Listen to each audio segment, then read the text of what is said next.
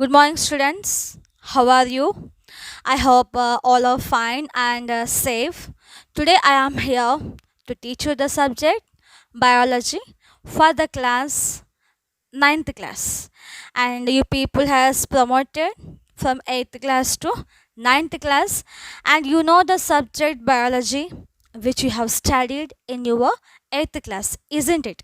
So you all know well about the biology, and you all know well about me. I used to deal the biology subject, and now you are in the ninth class, and in this class also you are going to study the biology subject. And this is your biology textbook, and in this textbook it contains totally 11 lessons, and these 11 lessons are very important, which gives you the more information about the plant tissues, animal tissues, about sense organs, and so many important lessons are there. So before moving into our first lesson or the syllabus, so we will have some previous recall of our previous knowledge. In your previous classes, you have learned biology. What is meant by biology? Biology is the study of life or the study of living organisms. And you know who is the father of biology? Aristotle. Aristotle is the father of biology. You know, Aristotle was considered as the father of biology. And you know what is biology? Biology is a branch of science which deals with the study of life, isn't it? And also, you also learned in biology that all the living organisms are made up of cells. All the living organisms are made up of cells. You know how our body is organized, isn't it? See, our body is made up of number of cell, and you know what is cell? Cell is a small unit, and cell is a small unit. It is a small unit. Cell is a small unit, isn't it?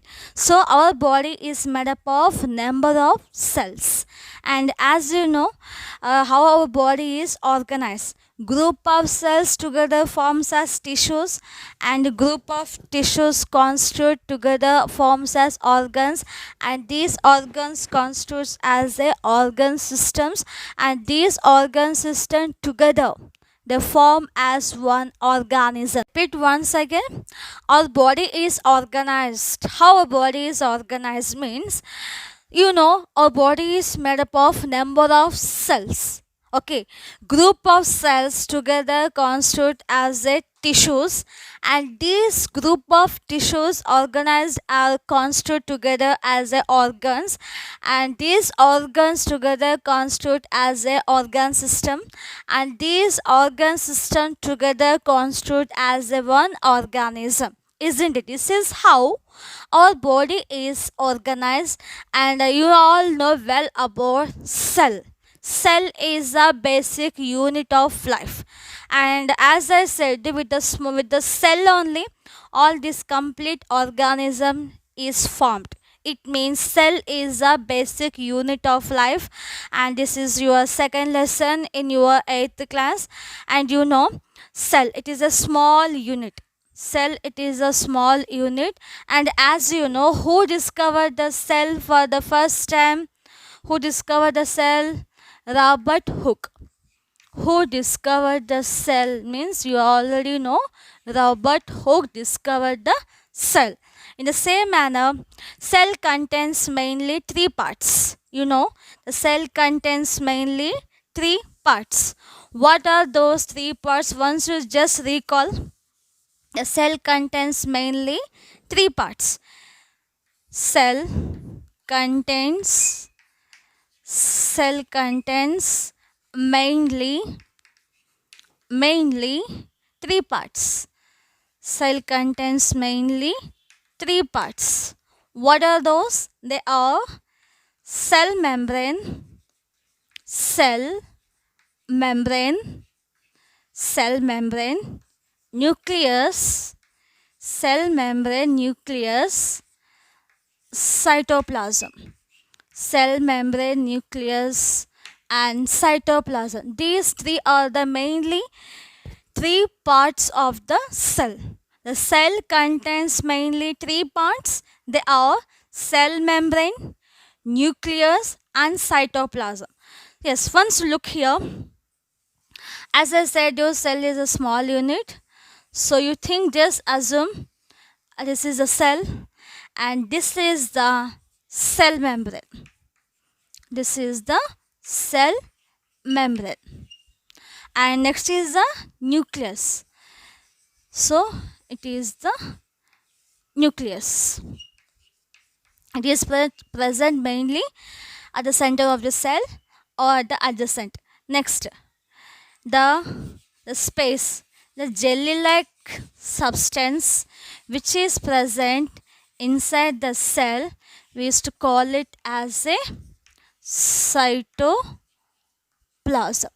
I hope you understood. So the cell contains mainly three parts. They are cell membrane, nucleus, cytoplasm. So cell membrane, it is the outer covering of the cell. It is nothing but it is the outer membrane or outer covering part of this cell. And next it is the inside the cell. We can see the big size, that is nothing but that is the nucleus, and the jelly-like substance which is present inside the cell, we used to call it as a cytoplasm. I hope it is clear. The outermost layer, that is the cell membrane, and this is the nucleus, and jelly-like substance which is present inside the cell, that is the cytoplasm. So this is the main important parts of the cell. And as you know, the cytoplasm again contains what? The cytoplasm contains a cell organelles. The cytoplasm contains a cell organelles. I'll discuss about this one now. And as you know, our body is made up of cells, and how our body is organized, you know. And the cell contains mainly three parts, and the cytoplasm contains the cytoplasm contains the cell organelles. The cytoplasm contains the cell organelles. Cell organelles are nothing but like a small organs type, and which are present in the cytoplasm. And these cell organelles have different functions. And students, in 8th class you have learned about introduction to cell and who discovered the cell and who discovered the nucleus. Just a brief introduction to cell you have learned. You also learned the body of the organism is depend on number of the cells, not the size of the cells. This also you have learned in your 8th class. So in this first lesson in your 9th class syllabus, you're going to learn the first lesson, that is a cell, its structure and functions. So we are going to learn detail about the cell, its structure, and what is present in the cell, and what are their functions. All we are going to learn in detail in your first lesson of your 9th class, that is a cell, its structure and the functions. And as you know, cell is the basic unit of life. And you know one thing, to observe the cell, how you used to observe the cell? With the help of a microscope. We used to observe the cell with the help of the device microscope. With the help of the device microscope. Why? This cell, it is a very small unit. A small unit we cannot see with our naked eye. We can see only under the microscope. So, and as I said in 8th class, we have two types of microscope. One is a compound microscope. One is a compound microscope, and second one is the electron microscope. As I said, we have two types of microscope. One is a compound microscope and another one is the electron microscope. So this if you observe the any plant cell or animal cell under the compound microscope, you can see only some of the few parts, like you can observe chloroplast, you can observe the cytoplasm, you can observe the mitochondria.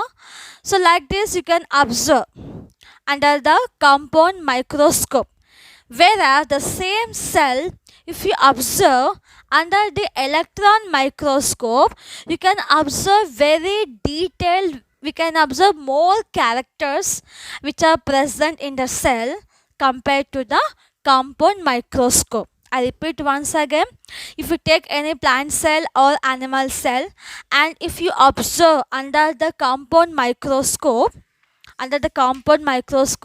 you can see some few parts like cell wall and cytoplasm, cytoplasm, chloroplast, cytoplasm, chloroplast, mitochondria. Like these structures we can observe in the particular cell if you observe this cell under the compound microscope. The same cell, either plant cell or the animal cell, if you observe under the electron microscope, you can see more characters compared to the characters which we observed in the compound microscope. We can see more characters, more visible characters we can see under the electron microscope. So when we observe under the electron microscope how the cell structure will be and what are the main structures are present inside the cell, all we can study if you observe under the electron microscope. So number of scientists and different scientists, they have studied about the different cells. They have studied that complete detailed structure of the cell in the plant cell and also animal cell. So how the plant cell will look and how the animal cell will be, and what is the main difference between plant cell and animal cell, what they have studied in plant cell and animal cell. So by telling you cannot understand clearly, so by showing the clippings of the plant cell and animal cells and what are the difference between plant cell and animal cells, I will explain you by showing the pictures. So now watch this pictures and observe it carefully. Understood? Students, now I am showing the two types of cells. They are plant cell and animal cell. So observe them carefully. These are the main two types of cells, plant cell and animal cell. And now this is the plant cell. Observe it carefully. And next one you can see, this is the animal cell. If you observe these two cells clearly, you can find some difference mainly in the structure. If you observe it carefully, once you check it, what are the parts present in plant cell? Cell wall, cell membrane, vacuole, mitochondria, Golgi apparatus, cytoplasm, nucleus, ribosome, chloroplast, amyloplast, peroxisome. Okay, these are the parts of the plant cell. And if you observe the parts or the organelles in the animal cell, you can see cell membrane, lysosome, nucleus, vacuoles, mitochondria, Golgi body, ribosomes, rough endoplasmic reticulum, smooth endoplasmic reticulum. So if you observe carefully the both plant cell and animal cell, you can see the main difference at the first layer itself. That is, in plant cell you can see the cell wall, whereas in animal cell we cannot see the cell wall. It means the plant cell contains a cell wall, the animal cell doesn't contain the cell wall. Now I am showing the main differences between the plant cell and animal cell. So in plant cell, cell wall is present, whereas in animal cell, cell wall is absent. Nucleus usually lies near periphery due to the vacuole. Nucleus present near the center in animal cell. Centrosome is usually absent from higher plants except lower motile cells, whereas in animal cell usually centrosome is present that helps in formation of spindle fibers. Plastids are present except fungi. Plastids are absent. So these are the main two differences between the plant cell and animal cell, and we will discuss detail about what are the organelles are present in plant cell, what are the organelles present in animal cell, and how these organelles are useful for the cell. Okay, we'll discuss all in the next class. So observe it carefully, and after watching this video, note down these points in your book and try to learn it. Okay, thank you.